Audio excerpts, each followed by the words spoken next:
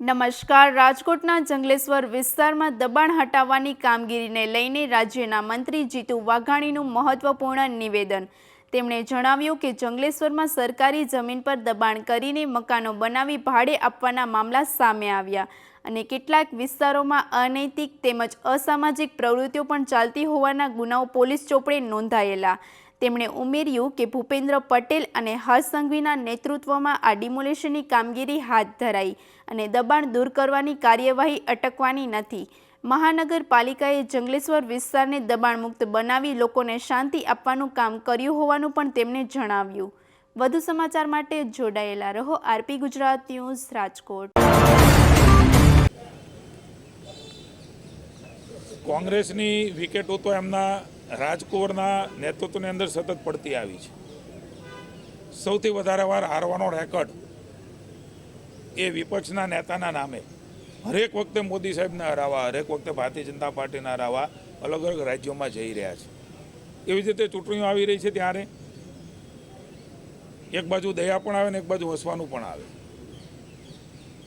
જે લોકો હંમેશા ભારતીય જનતા પાર્ટીને હરાવવા નીકળ્યા હોય એટલું જ નહીં, સૌથી મોટી જવાબદારીઓ નિભાવી હોય એમના પક્ષની, એ કોઈ પ્રમુખ રહ્યા હશે, કોઈ પદાધિકારી રહ્યા હશે, કોઈ વિપક્ષના નેતા રહ્યા હશે, કોઈ ઉપનેતા રહ્યા હશે, કોઈ અત્યારે અલગ અલગ જવાબદારીમાં હશે, એ બધા જ લોકોને પુનઃ એકવાર હારવા માટે ભારતીય જનતા પાર્ટીની સામે અલગ અલગ કમિટીઓ, અરે ભાઈ કમિટીઓ બનાવવાની આવશ્યકતા નથી। ભારતીય જનતા પાર્ટીએ જે પ્રકારે રાજ્યની જનતા માટે કામ કર્યા, આમાં કોઈ અમારો અહંકાર નથી, પણ કોંગ્રેસના કાળા કામો, એના કરતૂતો, એમના શાસનના કરતૂતો આજે પણ જનતા ભૂલી નથી।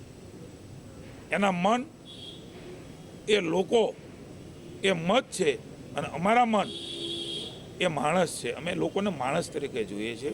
ભગવાન રામ એમનામાં વસે છે, આપણા સૌમાં વસે છે, શાસકોના મનમાં વસે છે।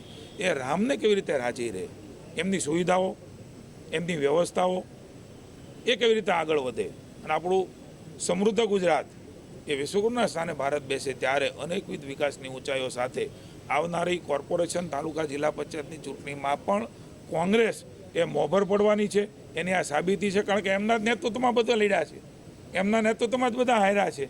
એમની સ્ટ્રેટેજીઓ, એમની જ કેમ્પેનિંગ કમિટીઓ, એમના જ બધા મેન્યુફેસ્ટો એ જનતાએ નકાર્યા છે। હજી પણ આવનારા સમયની અંદર જનતા નકારવાની છે। એ કોઈ આવે, કોઈ જાય, કોઈ રહે, કંઈ ન રહે, કારણ કે કોંગ્રેસ એ ખોખલી થઈ ગઈ છે। કોંગ્રેસ એ જનતામાં ખુલ્લી પડી ગઈ છે। ન તો એની પાસે કાર્યકર્તા છે, ન તો એની પાસે જનતાનો પ્રેમ છે, માત્ર નેતાઓથી બનેલી પાર્ટી એ હવે ગુજરાતમાં રહી છે।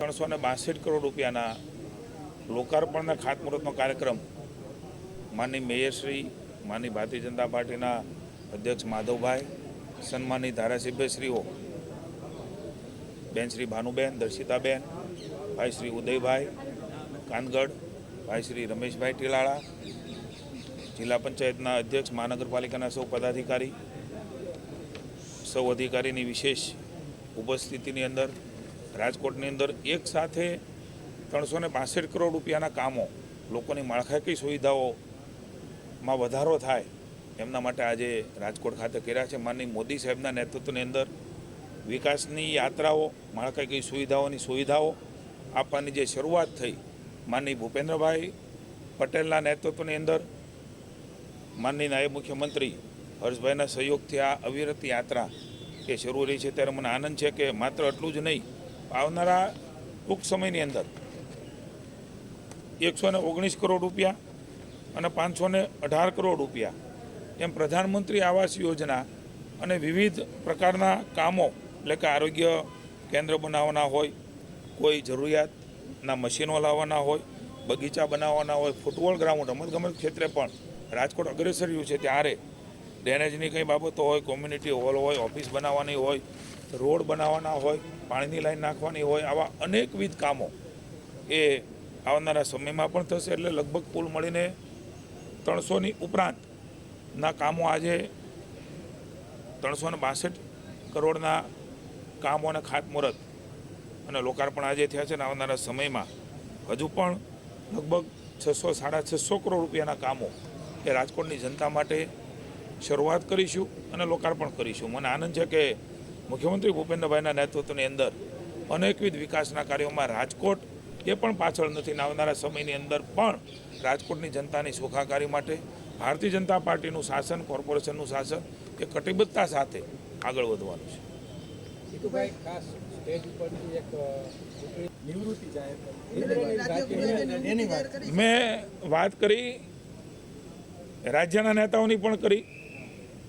કોઈને સ્વૈચ્છિક રીતે કંઈ પણ રાજનીતિમાં નિર્ણય લેવો હોય જાહેર જીવનમાં એ વ્યક્તિગત રીતે લઈ શકતા હોય છે, પણ ભારતીય જનતા પાર્ટીને કોઈ આવે કે કોઈ જાય આ કોઈ નવા નથી. એમણે ખૂબ પ્રયાસો ભારતીય જનતા પાર્ટીને એ રાજ્યમાં ને રાજકોટમાં લડવા માટે, હરાવવા માટે કર્યા છે. પરિણામો જનતાએ આપ્યા છે. એટલે ભારતીય જનતા પાર્ટીનો વિચાર, લોકોની જનસુખાકારી એને લઈને લડે છે. એટલે કોઈના આવવાથી જવાથી કોઈ જાય કે કોઈ જીવિત થાય એનાથી ભારતીય જનતા પાર્ટીને ફરક પડતો નથી. હું આપનો પણ આભાર માનું છું કે આપે પણ જંગલેશ્વરમાં જે પ્રકારે ડિમોલિશન થયું છે, સરકારી જમીનમાં જે રીતે દબાણો કરવામાં આવ્યા, કેટલાક મકાનો એ પોતે ન રહેતા હોય ને ભાડે આપવામાં આવ્યા, અનૈતિક પ્રવૃત્તિઓ થાય, અસામાજિક પ્રવૃત્તિઓ થાય, એવા અનેક પોલીસ સ્ટેશનના ચોપડે એ જંગલેશ્વરમાં ગુનાઓ નોંધાયેલા છે. આ જંગલેશ્વર, હું એમ કહું છું કે જંગલને ઉખાડવાનું કામ એ માનની ભૂપેન્દ્રભાઈના નેતૃત્વની અંદર, હર્ષભાઈના નેતૃત્વની અંદર કોર્પોરેશનની ટીમ દ્વારા થયું છે. આ અટકવાનું નથી, કારણ કે ભારતીય જનતા પાર્ટી એવું માને છે કે લોકોની સુખાકારીમાં નડતા લોકો હોય, અસામાજિક તત્વો હોય, સરકારી જમીનના દબાણો કર્યા હોય, આ યાત્રા અવિરત આખા રાજ્યમાં ચાલુ રહેવાની છે. આ જંગલેશ્વરનું જંગલ કાઢીને રાજકોટની જનતાને શાંતિ આપવાનું કામ એ કોર્પોરેશને કર્યું છે. રાજ્ય સરકારની ઈચ્છાશક્તિથી થયું છે. ત્યારે કોર્પોરેશનની ટીમને અને રાજ્ય સરકારમાં ભૂપેન્દ્રભાઈને અને ભાઈ હર્ષભાઈને અભિનંદન આપું છું. Thank you.